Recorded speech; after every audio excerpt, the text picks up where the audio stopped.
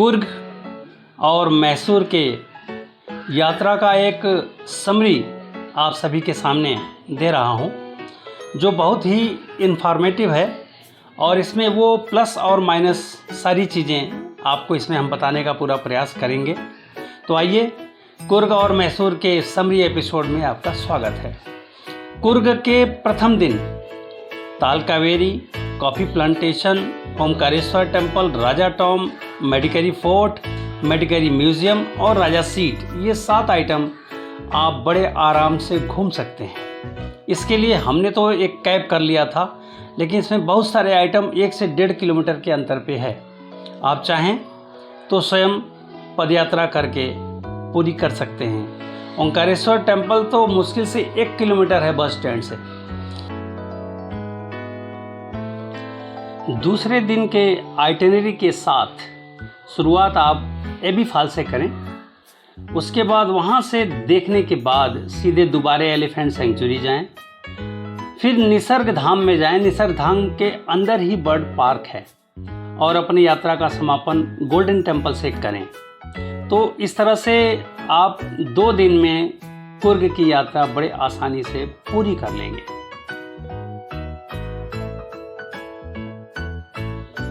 कुर्ग की यात्रा में थोड़ा सा मैं आपको ये ज़रूर बताऊंगा कि रुकने के लिए यदि आप किसी भी होटल में ऑनलाइन बुकिंग करते हैं तो आपको 500 से एबव का नुकसान होगा। यदि आप सैटरडे संडे में आ रहे हैं तो बेशक बुकिंग करा कर ही आएँ, लेकिन आप मंडे टू फ्राइडे आ रहे हैं तो आपको किसी भी तरह के बुकिंग की कोई आवश्यकता नहीं है। बस स्टैंड के ठीक पास ही लगभग 500 मीटर के अंदर 100 से एबव लॉज और होटल आपको मिलेंगे। आइए मैसूर के आइटिनरी के बारे में थोड़ा डिस्कस करते हैं। मैसूर की आइटिनरी में अगर आप सुबह 7:30 बजे से प्रारंभ करते हैं तो 350 रुपये पर सीट पर आपको बस मिल जाएगी, मिनी बस मिल जाएगी, और वो फुल डे में पूरा आपको करा देंगे। वैसे 2200 रुपये का कैब करके भी आप इस सारे आइटिनरी को पूरा कर सकते हैं, लेकिन समय आपको देना होगा। इसमें जगन मोहन पैलेस, जिसमें आर्ट गैलरी है, सिल्क एम्पोरियम में आप शॉपिंग कर सकते हैं, जू जा सकते हैं, लेकिन एक चीज़ याद रखें, मंगलवार को जू बंद रहता है। फिर वहाँ से आप स्टैचू ऑफ महिषासुर, जो चामुंडी हिल पर है, वहाँ जाके उनको भी आप देख सकते हैं। फिर चामुंडी हिल पर माँ चामुंडेश्वरी का मंदिर है, उसको ज़रूर देखिए। तत्पश्चात नंदी श्राइन, शंकर भगवान के नंदी का भी एक मंदिर है, वो भी ज़रूर देखिए आप। तत्पश्चात लंच के बाद आप अम्बा विलास पैलेस, मैसूरू पैलेस और महाराजा पैलेस, तीनों एक ही नाम है, ये तीनों को आप देख सकते हैं। इसमें 1.5 से 2 घंटे आपको लग सकते हैं। जब आप श्रीरंगपट्टना जाने लगेंगे तो उसी रास्ते में सेंट फिलोमेना चर्च आएगा।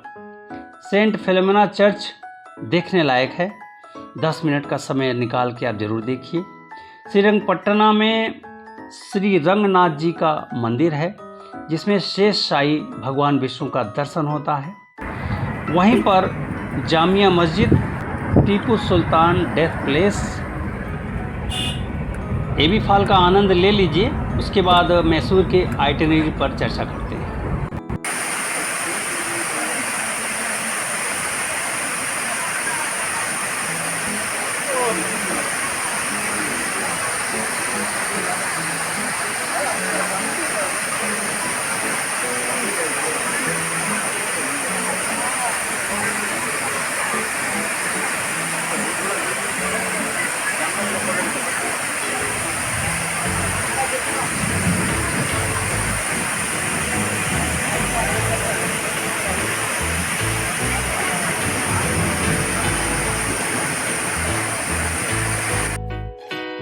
तो अभी आप एबी फॉल का शॉर्ट व्यू देख पा रहे थे, इसका डिटेल हमने अलग से पब्लिश किया है।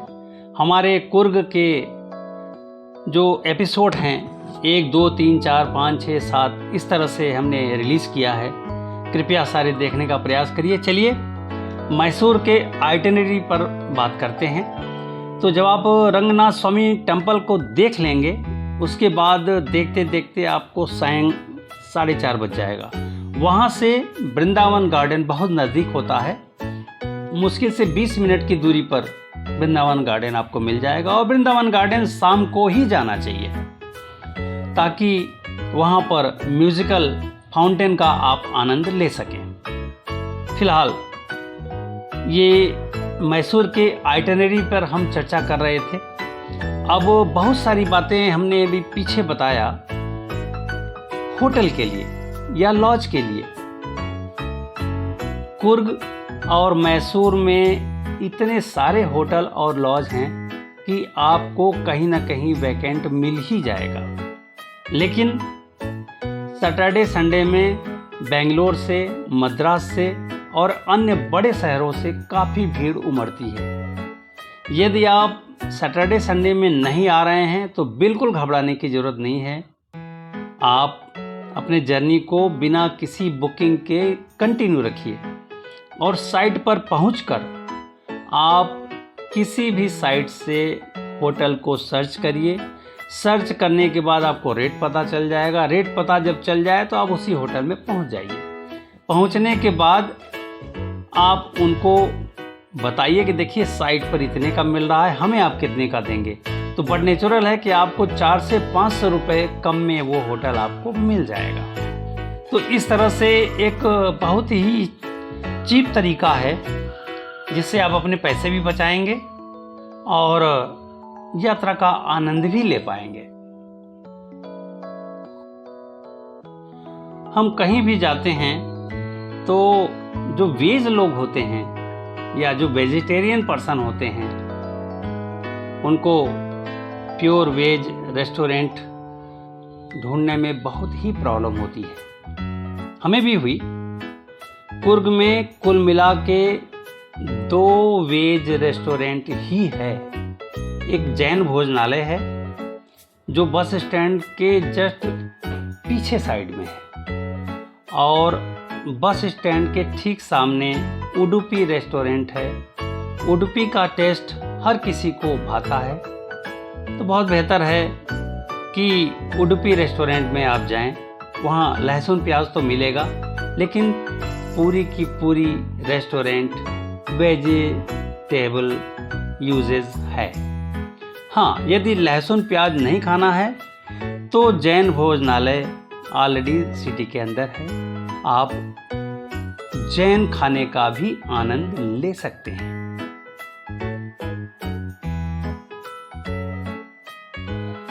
हम सभी जहाँ कहीं भी जाते हैं तो वहाँ के लिए नए होते हैं।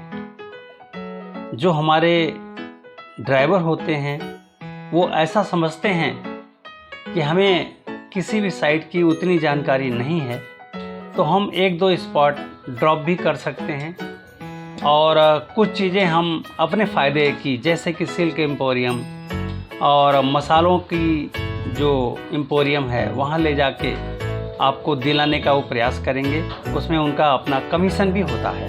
ये आपके ऊपर है कि आप उस ड्राइवर को कितना मोबिलाइज कर सकते हैं।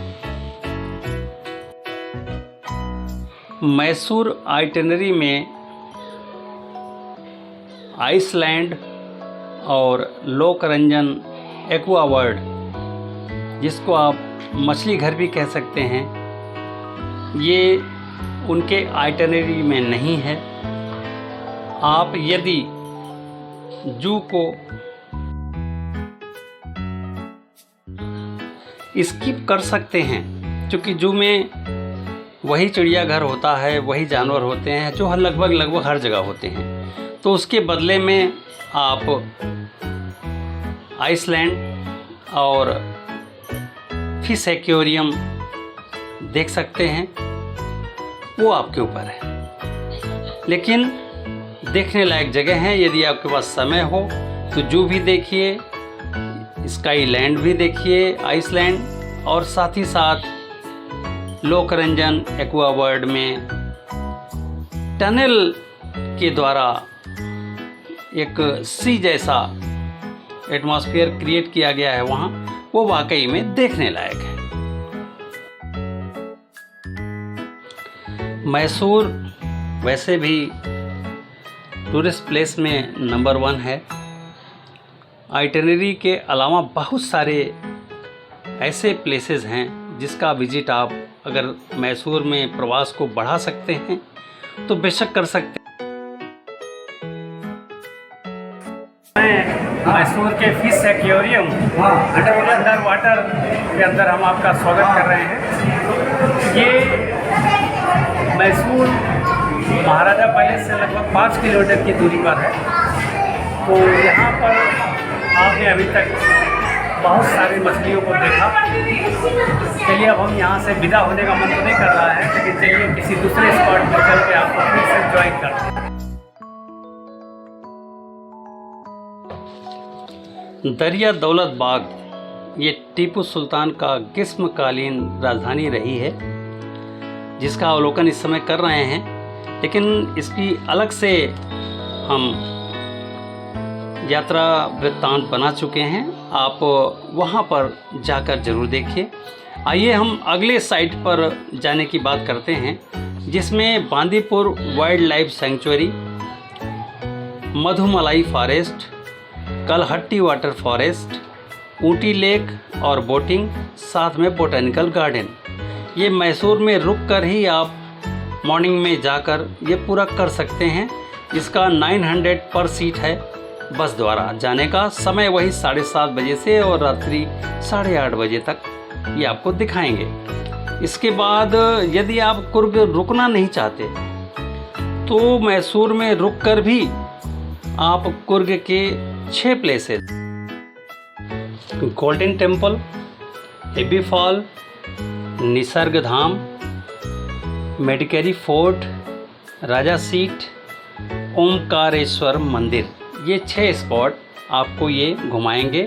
समय वही रहेगा 7:30 बजे सुबह से रात्रि के 8:30 बजे तक। एक और जानकारी मैं देना चाहूँगा, एक विजिट आप मैसूर रहकर और भी कर सकते हैं जो थोड़ा एक्सर्शन में है, जिसमें श्रवण बेलगोला, जिसमें बाहुबली का स्टैचू, और विद्यागिरी हिल जिसको गोमतेश्वर भी कहते हैं, बेलूर श्री चन्नकेशवा टेम्पल, हेलबिड श्री होयसलेश्वर टेम्पल, ये 4 स्पॉट यहाँ रहकर ही आप वही उसी तरह से 7:30 बजे सुबह चलकर और रात्रि 8:30 बजे तक वापसी होगी।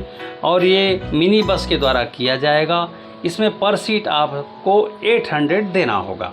तो इस तरह से आपको ये सारे के सारे मैसूर रहकर भी कुर्ग और आसपास के क्षेत्र को आप पूरा कर सकते हैं। तो ये सारी जानकारी हम आपको इसलिए दे रहे हैं कि आप चाहें तो अपना वेन्यू मैसूर में ही रखिए। मैसूर में बस स्टैंड के पास कम से कम 300 के आसपास होटल और लॉज होंगे।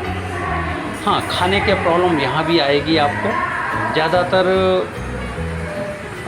जो भी होटल और रेस्टोरेंट मिलेंगे वो साउथ इंडियन होंगे, जिसमें वेज भी हो सकता है और नॉन वेज भी हो सकता है। लेकिन प्योर वेज रेस्टोरेंट इसमें पुरोहित रेस्टोरेंट, जो बस स्टैंड के ठीक पीछे घंटाघर रोड पर है, वहाँ एक बार ज़रूर जाइए। मेरा ये हाईली रिकमेंडेशन है। बाकी और आपको अगर कोई प्योर वेज और टेस्टी खाना देने वाला कोई रेस्टोरेंट मिल जाए तो हमारे इनबॉक्स में ज़रूर बताने का हमें प्रयास करिएगा।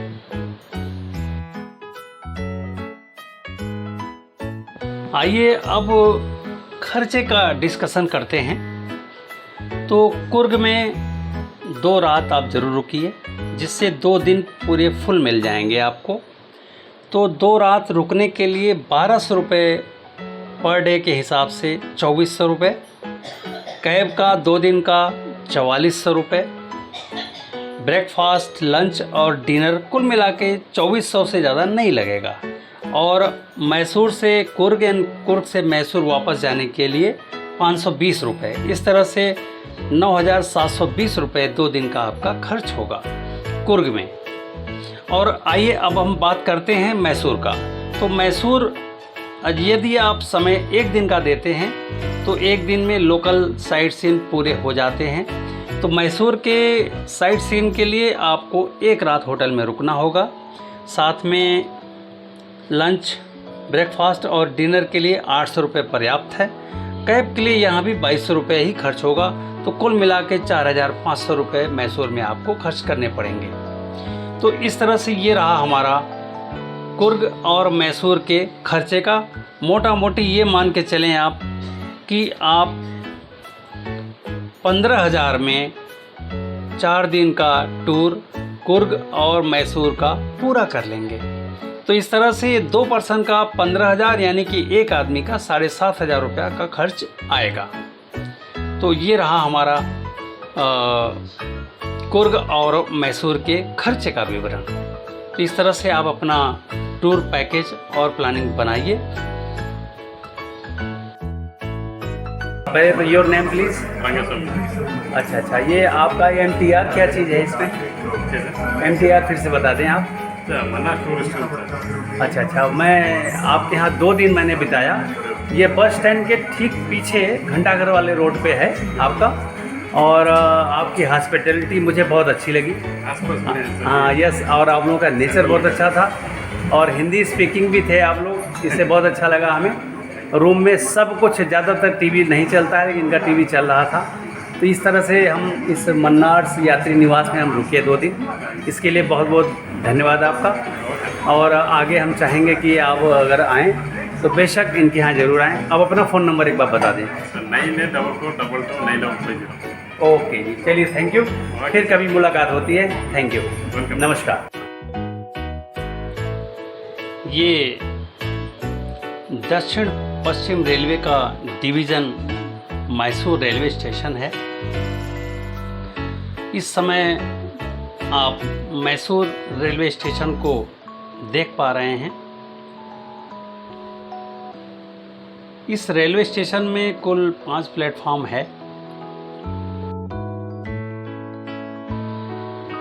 ज़्यादातर ऐसी ट्रेनें जो बेंगलोर को टच करती हैं उनका टर्मिनल मैसूर रेलवे स्टेशन होता है। तो बेंगलोर आने वाली अधिकांशतः ट्रेन मैसूर में आकर समाप्त हो जाती है और फिर यहीं से ओरिजिनेट भी होती हैं। इस समय आप मैसूर स्टेशन के एस्केलेटर को देख पा रहे हैं। वहाँ पर एस्केलेटर द्वारा आप इस फुट ओवरब्रिज के द्वारा अन्य प्लेटफॉर्म को अप्रोच कर सकते हैं। स्टेशन में साफ सफाई बहुत अच्छी तरह से है। हर प्लेटफॉर्म पर पहुंचने के लिए लिफ्ट की भी सुविधा है। यदि फुट ओवरब्रिज पर आप हैं तो लिफ्ट की सुविधा लेके आप प्लेटफॉर्म लेवल पर जा सकते हैं। हमने भी इस लिफ्ट का प्रयोग किया और प्लेटफॉर्म नंबर 2 तक की यात्रा करने का प्रयास इस लिफ्ट द्वारा किया है। और हमारी ट्रेन प्लेटफॉर्म नंबर 2 से जाएगी, जिसको हम इसी फुट ओवरब्रिज के इस लिफ्ट का प्रयोग करके हम प्लेटफॉर्म नंबर 2 पर पहुंच रहे हैं। लिफ्ट 2 वे है, जिधर से आप एंट्री करेंगे जस्ट उसके अपोजिट साइड में खुलेगा। और ये रहा हमारा प्लेटफॉर्म नंबर 2, जहाँ पर अब हमारी ट्रेन हमें बेंगलोर ले जाएगी और मैसूर और कुर्ग की यात्रा का समापन आपके सामने हम यहाँ पर अब कर रहे हैं। तो आइए हमारे अगले एपिसोड में फिर कहीं मिलते हैं हम आपसे।